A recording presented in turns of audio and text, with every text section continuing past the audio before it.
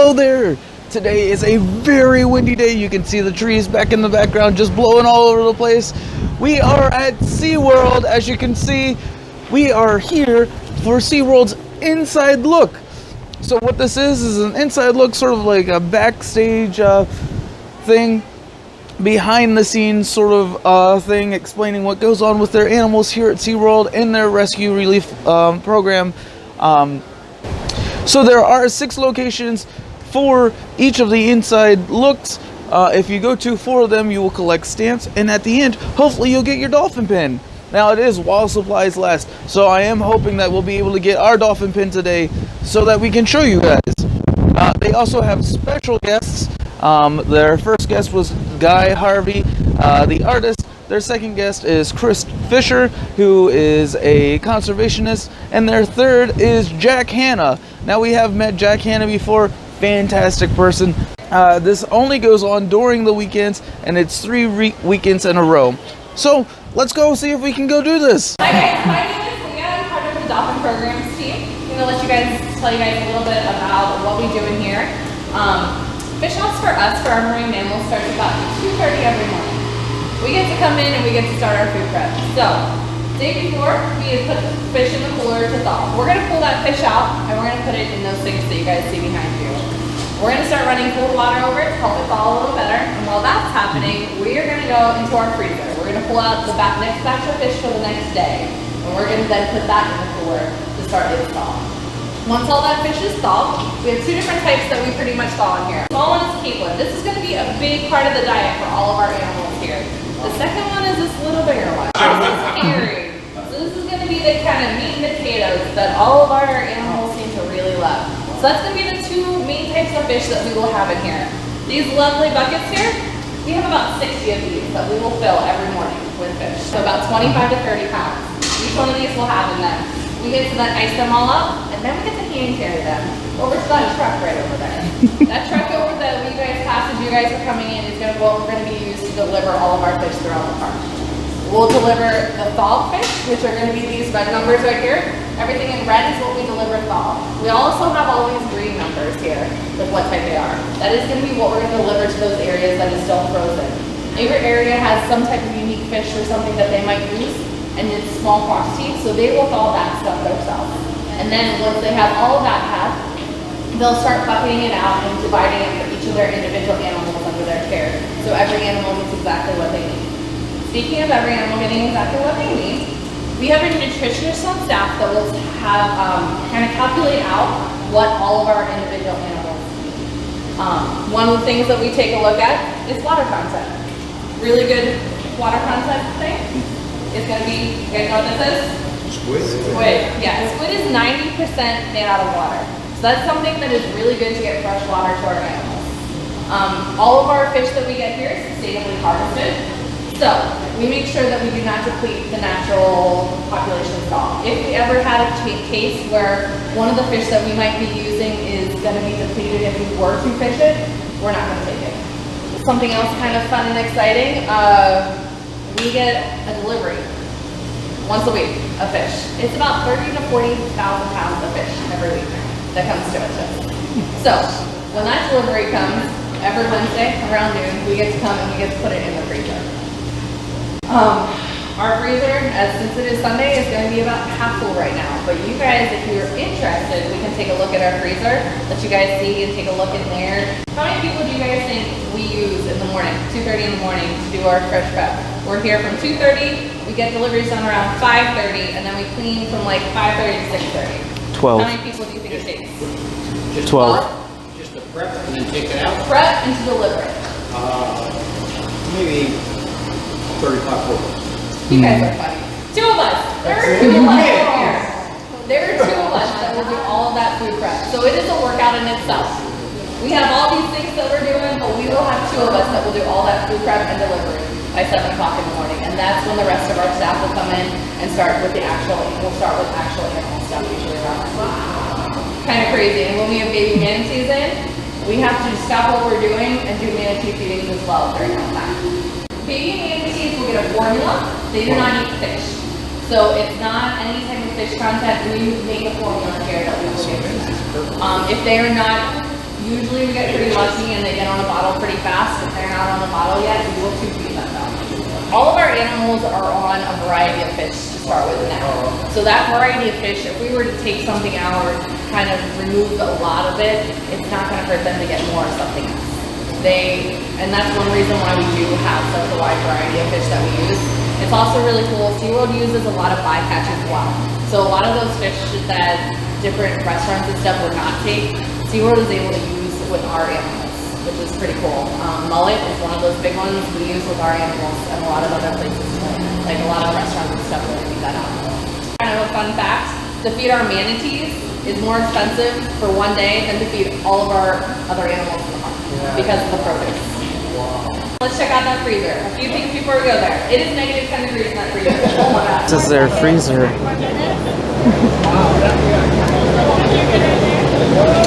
Awesome. There's a float line on the top, a lead line on the bottom. So that buoy's gonna get thrown off the back of the boat. We'll make a big circle, come back around, catch that, and then we're kind of gonna purse that net, work it in towards the boat until we have a very small area and we're able to lift that animal up onto the boat. Of course, it's a moving boat. We have different weather conditions, so it can be very challenging at times. But we'll move the animal up onto the boat. This board's going to get placed right behind them, so that way they're not going to go back into the water. We're able to get them out of the net, put them into a stretcher to move them into a vehicle for transport. Usually the manatees can be out of water for a long period of time. We'll just make sure that their tissues are not going to get dried out. We'll have different sprayers. We can keep them moist. We'll monitor their respirations to make sure they're not stressed, they're breathing okay. We'll have veterinarians that can help monitor some of their vital signs, get them back to the park where we can do different diagnostics and get them the treatment that they need. For certain animals, if it's a disentanglement, we might be able to go disentangle the animal and then release them right on the spot.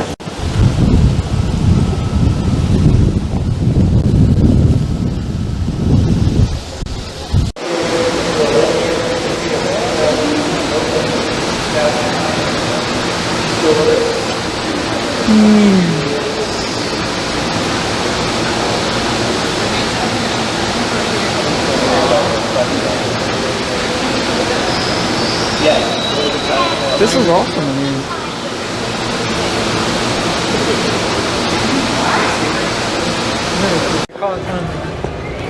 Well, hello everybody. hello there.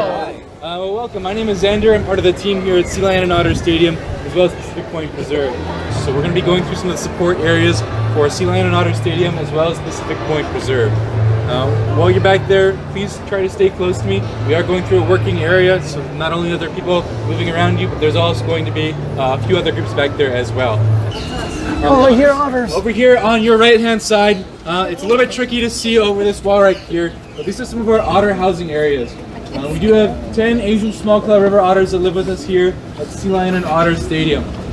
Brendan's about to sneak right through this gate right here. He's about to be Cooper in one of the shows that's about to start in a few minutes. We have those otters in pairs of 2. So we have 3 male-female pairs. We also have a brother pair. Now with the Asian small-claw otters, they can be a little bit tricky on who they like to spend their time with. So when we find a pairing that works, we usually try to stick with that. With the sea lions, we change up and we do things to make it more fun and exciting for them. But especially with male otters, if they decide that they want to be in charge, then we can run into a bit of a problem sometimes. So we just like to. We figured out what works, we try to stick with that. All right. We're going to move on forward and show you one of our sea lion housing areas where some of our newest stars live. I'm going to introduce you to Pepperjack and Queso. They're a 1.5 years old, and they just came over here a few months back. They were born right over in our exhibit, Pacific Point Preserve. These guys are just learning the basics of what it's like to be over here at Sea Lion and Otter Stadium. So a lot of people are thinking about how we train animals here at the park, and they're thinking about the big things they might see in the shows, like the jumps or spins or other fun things like that. But the more important things and the basics sometimes can be the harder things to train. One of the things that might seem simple is how do we get Pepperjack out without getting Queso out if we want to do something with him. So we basically have to train sea lion manners. One of the first things that we'll train is what we call a bed spot. A bed is like a station or it's an area for them where they're going to go when we ask. So if we say bed, they're both going to pop up on their spots, and if we want to call one of them over, we'll be able to teach them their name, and they'll be able to come over to this gate, be able to get them out. Something that can be tricky is we try to make ourselves as fun and exciting as possible. So why would Queso let Pepperjack out? And that's actually a problem that we're having right now. That Queso's been a little bit too eager to come and have fun. So when he hears Pepperjack's name call, he says, well, that's not me. I'm going to make sure it's me. I'm going to go out instead. So he tries to go push him out. So what we have to do is make it really fun and exciting for him to not come out. So what that can mean is if he lets Pepperjack out, a few seconds later, we'll let him out so he knows, hey, I can still come out even when Pepperjack comes out. We're going to make it really reinforcing for him to want to stay there. So if he does what we'd like him to do, give him a lot of food, give him some fun things to play with. And you can actually see some of that in there right now. Cool thing about some of those what look like slide pieces, they are. You aware we're actually building a Sesame Street themed area of the park right now. And when we started that construction, we actually tore down our old kids area, which was Happy Harbor. And when that happened, we sort of went shopping. We were able to reuse some of those old slide pieces, and the animals seemed to really enjoy some of them. Some of the harbor seals in the main exhibit will hang a blue piece of piping down, and they'll just swim through it all day, and they'll sit in there. They seem to really enjoy that. So it's how we're being able to reuse some things that I grew up on for some of the animals as well. This is one of our ambassador otters, so I don't know if this is Boris or Dunder.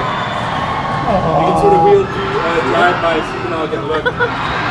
These are two of our otters that don't do any part of the show. Instead, what they do is they're trained to basically really enjoy being held by us. So we don't ever actually feed them from holding, being held. Instead, we've just made it really fun, and they seem to really enjoy spending time with us. We give them towels. The otters love to dry themselves off on towels. If you have a sweatshirt, they think this is the greatest thing in the world. And they'll lay there in your arms, just wriggling around, trying to dry themselves off and get super fuzzy. So that is what's going on right now. And then Megan is working on the relationship with Boris or Dunder right there. Head over this way. Support areas for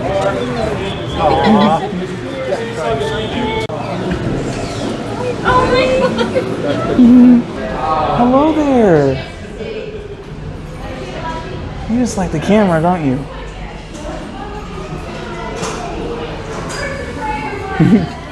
Today we got to come back and see Moonbeam instead of him coming out to see us. Laughin? Hello, everybody. Hello. How are you doing? My name's Erin. I'm one of the keepers here at Arctic, and I'm really excited and happy you guys chose to come all the way over here and check out our area. A big pool. This is called our beluga hold area. So this is a separate location that we can utilize basically just to give our animals more space, give them the chance to go wherever they want to go. And we can also utilize it for medical situations, for separations if we need to make that, for our 2 beluga whales that live in there, and for the seals that live with them sometimes too. So there's no beluga whales back here right now, even though they pretty much always have access to be back here or on exhibit. Yesterday our female was like back here the whole time, just hanging out. Today she's not, so you never know what choice they're gonna make, but it's important to us that they are able to make that choice if they want to. But I think Wiley's hanging out back here right now. He's our harp seal. He's actually a rescue animal that we've had here for about 14 years, and he's a true Arctic animal. So you're definitely not gonna get an opportunity to see him anywhere else. So he's pretty cool to look at. Also wanted to point out some toys that we have, or environmental enrichment devices is what we call them. You guys passed some in the hallway too, and we have a whole other area that's just like a giant room full of toys. So we have a lot that we can utilize. But it's definitely important that we know what's appropriate for each animal and for each species, because for example, this, I could definitely give this to a seal like Bumstead or Sturvey or Wiley, but there's no way I'm giving this to a beluga whale because they could get stuck in this, and I don't want that. So they could get stuck in this, I don't know, a lot of things could happen. So this is going to a seal, not to a beluga whale or a walrus. Does that make sense, kind of? Yeah, so we have this ball. Notice they're both hard plastic too. So that way we know they're not going to be able to rip it, tear it, ingest any pieces, stuff like that. This is something I would give to any one of the animals, a seal or a beluga or a walrus, because it's just a big ball. Again, it's that hard plastic. They can push it around, and there's holes in each end, so we can actually put food in something like this. So while they're playing with it and pushing it around, they'll get rewarded. Food will come out, so that's kind of fun for them too. Over here, something a little bit different too, is what we call kelp.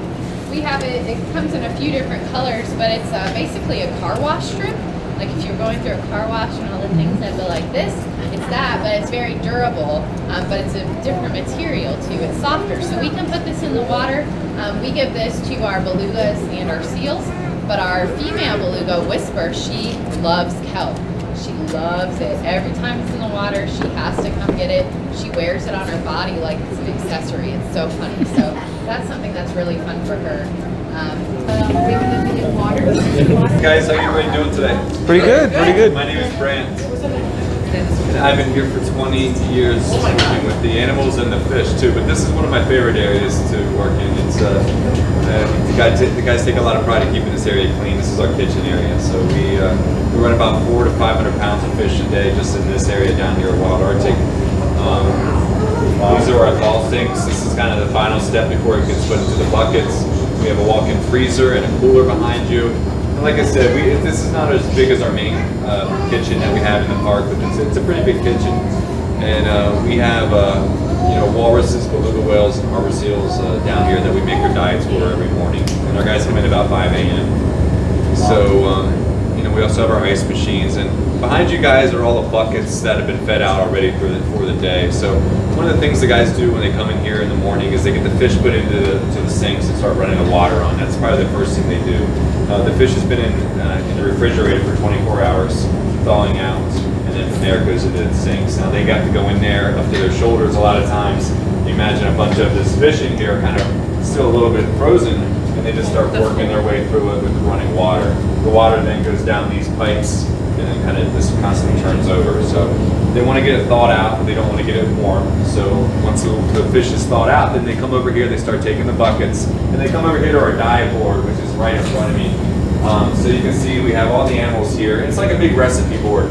Whether it's a small animal like Sloan, who's on 6 or 5 pound base, to an animal like Garfield, who's our adult walrus at a 67-pound base, and they start making it up here. And that's one of the reasons that in all of our kitchens, you're going to find scales. So we know exactly which fish is going in to the buckets, the calorie makeup of those fish, and then we also know how much pounds is going in. So like Garfield needs 3 buckets to fit all that fish in. So we make him up for an AM, a noon, and a PM diet.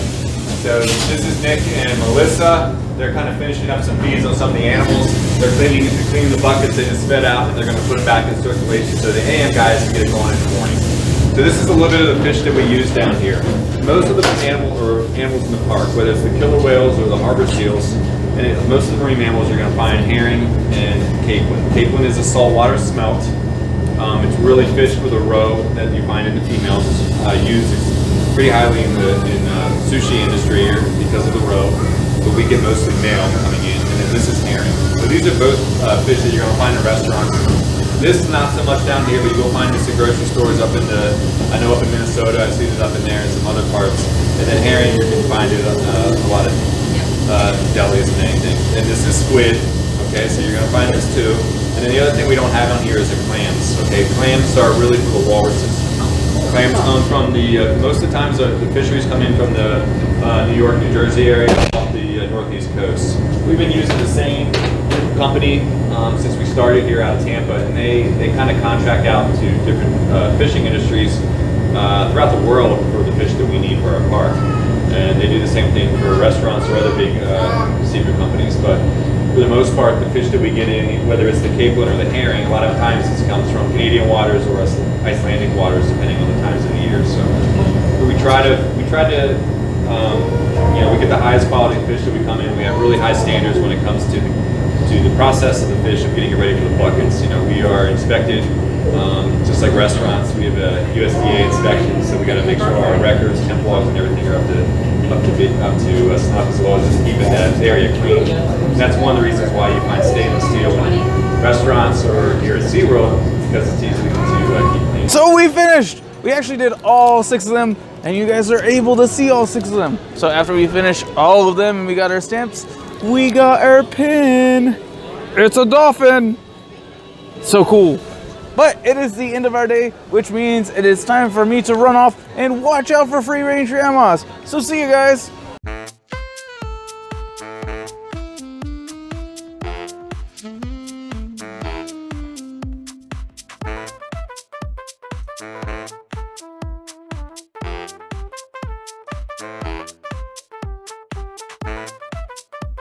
Bye.